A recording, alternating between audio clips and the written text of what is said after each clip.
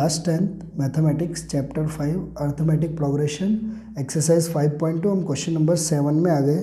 7 का हम आज सॉल्यूशन करेंगे। तो सबसे पहले क्वेश्चन क्या है, फाइंड द 11th टर्म। हमें क्या फाइंड करना है, 11th टर्म फाइंड करना, लेकिन from the last of the AP. लेकिन कहाँ से फाइंड करना है, लास्ट से।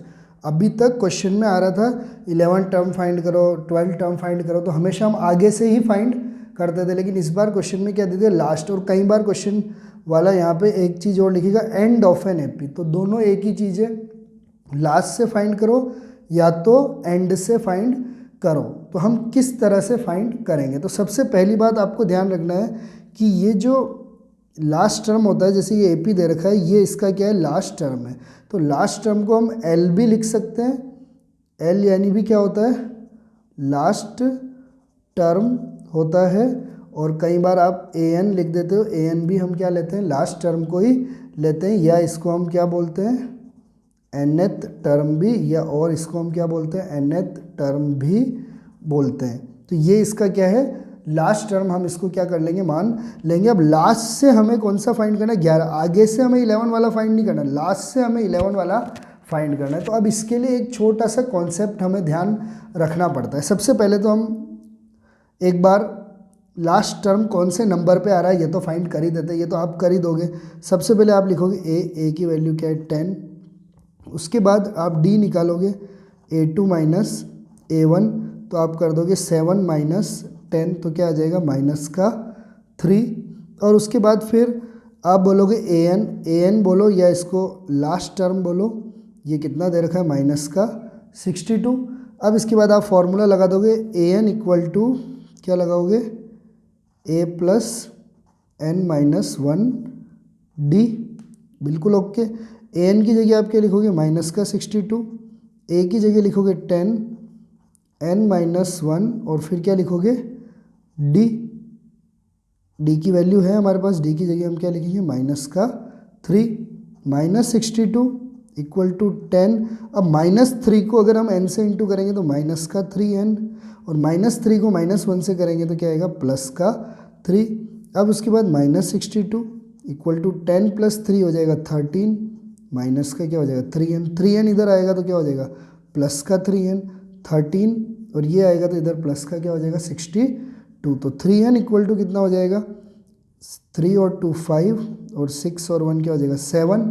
तो n इक्वल टू क्या हो जाएगा, 75 अपॉन क्या आ जाएगा 3, और 3 से जब हम इसको कैंसिल करेंगे, 3 2 जा 6 और 3 5 जा 15, यानी हमारे n की वैल्यू क्या आ गई, 25। यानी कि इस एपी में टोटल कितने टर्म है, 25 टर्म है। इस एपी में टोटल कितने टर्म है, 25 टर्म है। अब हमें इस 25 में पीछे से हमें क्या निकालना है, 11 टर्म निकालना है। तो जब पीछे से 11 निकालना है तो आगे से कौन से नंबर पे होगा ये हमें पता होना चाहिए, तभी हम सीधा आगे से ही निकाल देंगे ना। पीछे से निकालने की हमें क्या नहीं होगी, ज़रूरत ही नहीं होगी। तो हम सोचेंगे, सोचो देखो, 1 2 3 4 5 6 7 8 9 10, मैंने यहाँ पे 10 टर्म्स लिख दिए आपके सामने। अब मैं बोल रहा हूँ कि आप पीछे से 5th टर्म निकालिए। मैं क्या बोल रहा हूँ, पीछे से 5th टर्म निकालिए। तो 1 2 3 4 5 ये वाला निकालना है। तो ये आगे से कौन से नंबर पे सोचो, पीछे से हमें निकालना है 5th टर्म, 1 2 3 4 5। तो आगे से सोचो 1 2 3 4 5 6, तो आगे से कौन से नंबर पे, उससे एक ज़्यादा, यानी उससे एक ज़्यादा नंबर पे। जैसे हमारे पास है टोटल 25 टर्म, टोटल टर्म कितना है, टोटल टर्म है 25, और हमें इसको लास्ट से निकालना है 11th टर्म। तो हम 25 में से क्या माइनस करेंगे, 11। तो 25 में से हमने 11 माइनस किया तो कितना आएगा, 14th टर्म। तो क्या हमें 14 निकालना है, नहीं, हमें क्या निकालना है, आगे से अगर निकालना है तो 14 में हम क्या प्लस कर देंगे, 1।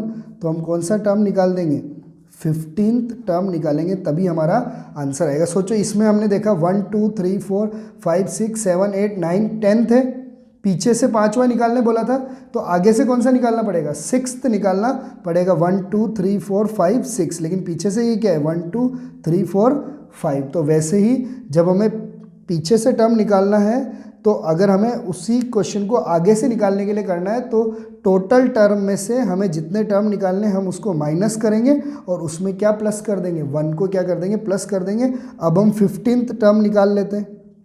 15 टर्म निकालने का फॉर्मूला क्या है, a प्लस 14d, और a हमारे पास क्या है 10 प्लस 14 इंटू डी क्या है हमारे पास माइनस का 3, 10 प्लस इनको इंटू करेंगे तो 4 3 ज़ा 12, 1 3 1 ज़ा 3 42, लेकिन माइनस का 42 आएगा।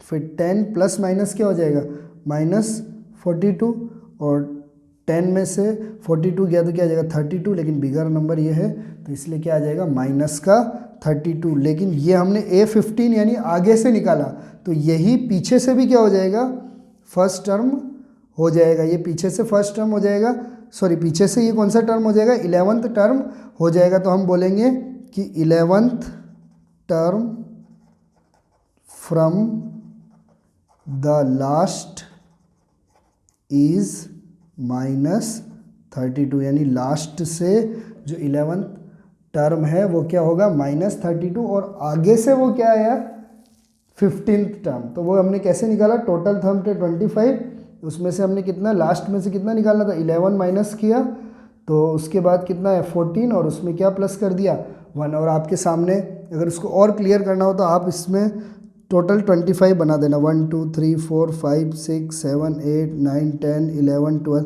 13 14 15 16 17 18 19 20 21 22 23 24 25।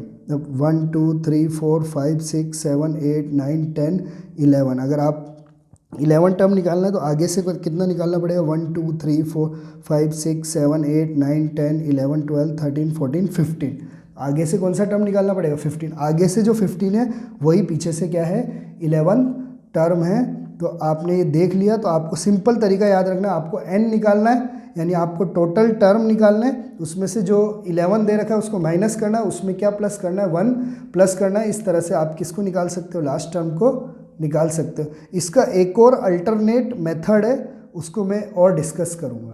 क्वेश्चन नंबर 7 का हम एक अल्टरनेट मेथड लेंगे कि लास्ट टर्म से हम एपी को कैसे, एपी के लास्ट टर्म से अगर कोई टर्म फाइंड करना है तो उसको हम कैसे फाइंड करते हैं। तो ये एपी दे रखा है, आपने मेथड तो सीख ही लिया था कि अगर 11 टर्म फाइंड करना है तो n निकाल लो, और फिर जो वैल्यू आएगी n की उसको जो टर्म हमें फाइंड करना है उससे माइनस कर दो और उसमें क्या कर दो +1 कर दो। अब एक अल्टरनेट मेथड देखो, पहले आप इस एपी को क्या रिवर्स लिख देना, -62 को आगे लिख देना, फिर इसको ऐसे करना, फिर 4 लिखना, फिर 7 लिखना, फिर क्या लिखना 10। तो मैंने इस एपी को रिवर्स कर दिया, आगे -62 को लिख दिया, और फिर 4 फिर 7 और फिर उसके बाद क्या लिख दिया 10।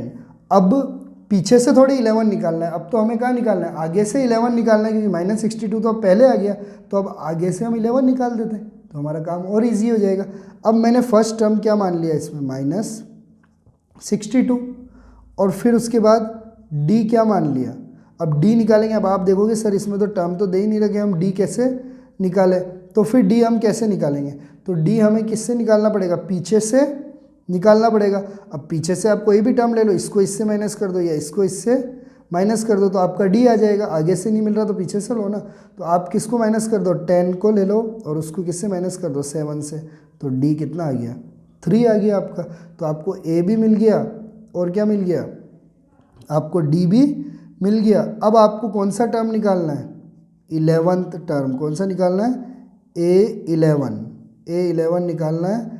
तो आप क्या करोगे a + 10d कर दोगे, और a कितना है आपके पास -62 + 10 × 3, तो -62 + 10 3 ज़ा 30, और 62 में से 30 जाएगा तो कितना आ जाएगा 32, और बिगर नंबर है तो माइनस का क्या आ जाएगा 32। अब देखो 3 स्टेप में आपका क्वेश्चन क्या हो गया, क्लियर हो गया।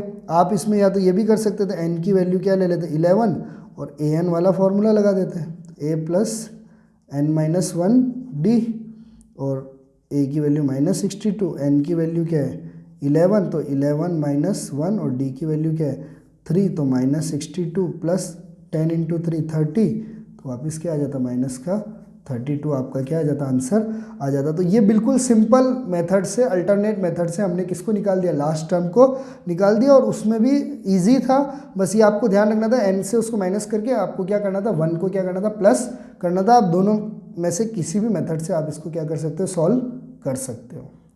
Exercise 5.2 question number 8 same question है कि हमें 12th टर्म निकालना है, लेकिन लास्ट से निकालना है या एंड से निकालना है। तो मैं तो नॉर्मल वाले मेथड से ही सॉल्व करूँगा, आप इसको अल्टरनेट मेथड से सॉल्व करके अपने आंसर को चेक कर सकते हो। रिवाइज क्यों मैं नॉर्मल मेथड से इसलिए सॉल्व करूँगा, क्योंकि नॉर्मल मेथड आपके माइंड में सेट हो जाने के लिए मैं वापस नॉर्मल से ही करूँगा, फिर आप इसको अल्टरनेट मेथड से सॉल्व करके चीज़ों को क्लियर कर लेना। तो सबसे पहले a की वैल्यू क्या है, 1 है, d की वैल्यू क्या है, a2 माइनस a1 यानी 4 माइनस 1 तो कितना हो जाएगा 3, और an या जिसको हम क्या बोलते हैं, लास्ट टर्म भी बोलते हैं, कितना है 88। तो an इक्वल टू क्या हो जाएगा, a plus n minus 1d, an है 88 इक्वल टू a की वैल्यू है 1 प्लस n माइनस 1 और d की वैल्यू क्या है 3।